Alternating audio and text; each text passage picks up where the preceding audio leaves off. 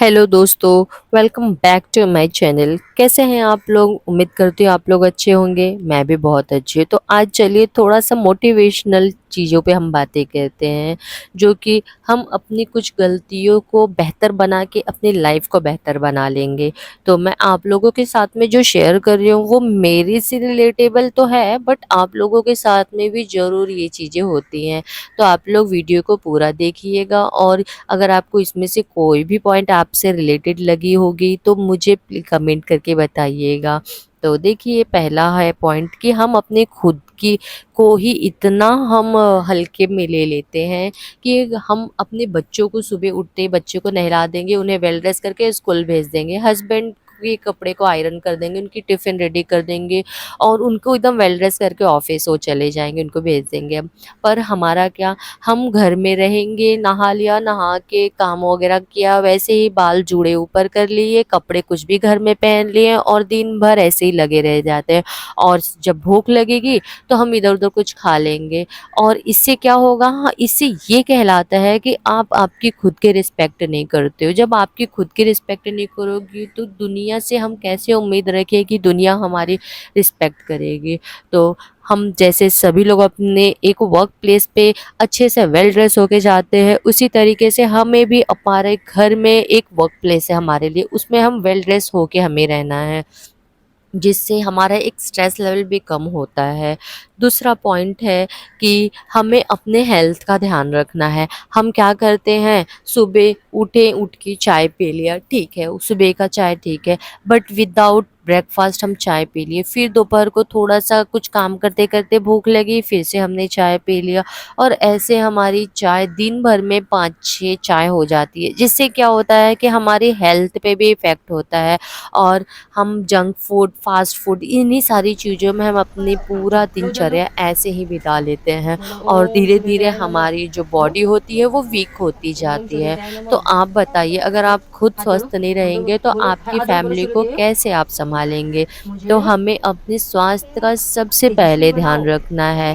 परिवार के साथ-साथ में हमारा स्वास्थ्य भी बहुत ज़रूरी है। तीसरा पॉइंट होता है कि हमें स्ट्रेस फ्री रहना है।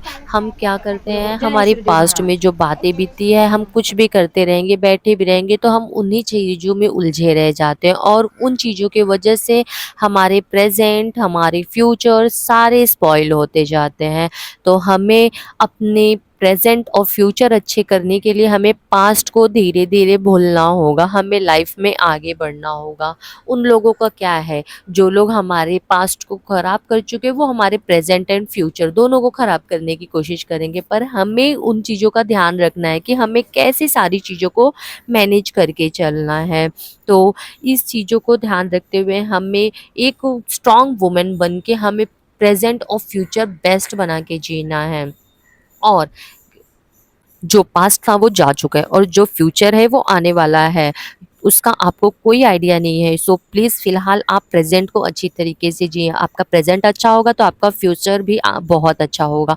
फोर्थ पॉइंट है कि खुद को स्ट्रॉन्ग बनाना है, क्योंकि आपने एक चीज़ नोट किया होगा, जो इंसान जितना वीक होता है इमोशनली, उससे लोग उतना ही दुखी करते हैं और वो हमेशा दुखी भी रहता है। जैसे कि हमें कहीं बाहर जाने की ज़रूरत नहीं, हम अपनी फैमिली में ही देख लेते हैं कि जो इंसान बहुत ही इमोशनली वीक रहेगा वो हमेशा दुःख रहेगा, और जो इंसान फैमिली में बहुत ज़्यादा इमोशनली स्ट्रॉन्ग रहेगा, वो दुनिया से उम्मीद भी कम रखेगा और वो हमेशा खुश भी रहेगा।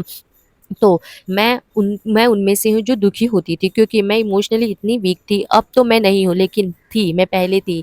इन चीज़ों पर मैंने बहुत काम किया है। बिल्कुल तो चेंज नहीं कर पाई हूँ, लेकिन खुद के लिए हाँ, 100 में से अगर मैं बात करूँ तो 80 पर मैंने खुद में चेंज कर लिया है। अब मुझे फ़र्क नहीं पड़ता है लोगों का, कि लोग मुझे छोटी-छोटी चीज़ों पे हर्ट करते थे। जो इंसान मेरे लिए कुछ भी मायने नहीं रखते थे, वो लोगों का बोलना भी मुझे हर्ट कर जाता था। और जब से मैंने अपने इमोशनली खुद को स्ट्रॉन्ग बनाया है, मेरी लाइफ बिल्कुल चेंज हो गई है।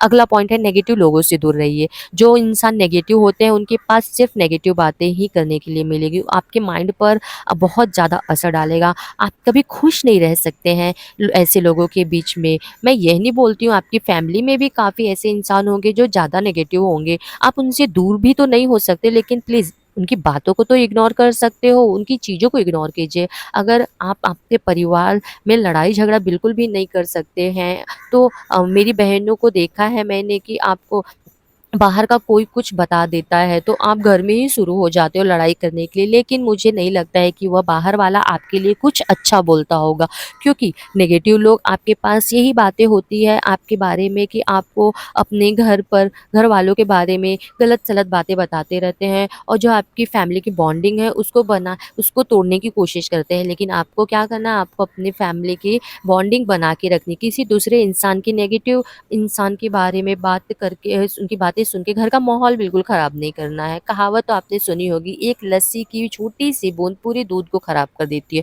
तो ऐसे ही वो नेगेटिव इंसान होते हैं जो आपकी फैमिली को बिल्कुल ख़राब कर देंगे। प्लीज़ जितना हो सके, अगर आप फैमिली में कोई नेगेटिव इंसान है तो उसको इग्नोर कीजिए। ये अगर कोई बाहर से आपके घर में एंट्री कर रहा है तो प्लीज़ उससे दूर रहिए। अगर आप उनको इग्नोर कर सकते हैं तो इग्नोर कीजिए। अगर आप उनके अ, अपने माइंड से नहीं लेकिन लाइफ से और फ़ोन से, दोनों जगह से ब्लॉक कर सकते हैं तो ब्लॉक कर दीजिए। लास्ट पॉइंट है और सबसे ज़रूरी पॉइंट है कि खुद को खुश रखिए। आप अपनी खुशियों की चाबी अपने पास रखिए, उसे कोई कंट्रोल ना कर सके, ना ससुराल वाले, ना हस्बैंड, ना फैमिली, कोई नहीं। आप जैसे खुश रहना चाहती हैं, आप वैसे खुश रहिए। सबके साथ खुशियों के साथ में आपकी खुद की खुशियों का ध्यान रखिए। तो चलिए, अभी आपको इन सारी पॉइंट्स में से आपको कौन-से पॉइंट दिल को छुई है, आप मुझे कमेंट करके बताइएगा, और मैं वीडियो को यहीं पे एंड करती हूँ और मिलती हूँ नई वीडियो में।